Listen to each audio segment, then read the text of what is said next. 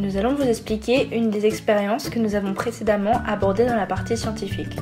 Des scientifiques ont demandé à 2 groupes de personnes d'apprendre une tâche complexe nécessitant la coordination de la vue et de la motricité. Le premier groupe a appris le soir cette tâche complexe et tout de suite allé dormir pendant 8 heures. Au réveil, il s'est avéré qu'ils avaient un meilleur apprentissage de cette tâche.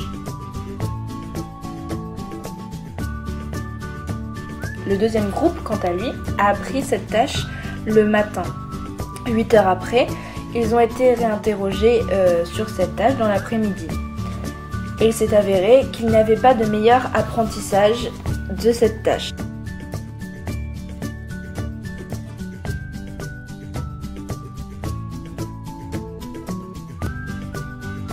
Donc les scientifiques ont donc conclu qu'un meilleur apprentissage ne dépendait pas de la durée entre l'apprentissage et la restitution de ses connaissances,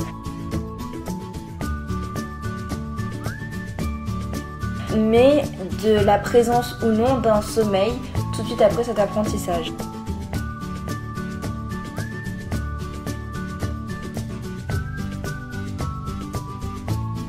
De plus, cet apprentissage nécessitait l'activation du lobe pariétal dans l'hémisphère droit du cerveau.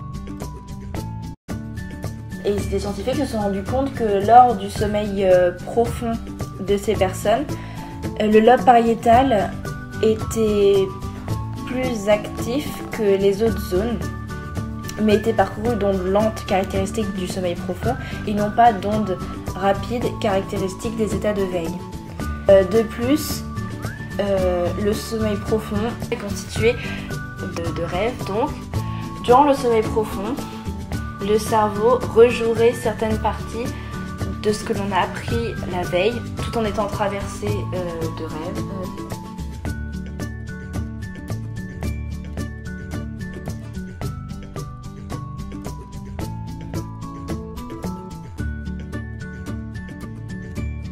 Ce qui voudrait dire que le sommeil et le rêve permettraient un meilleur apprentissage.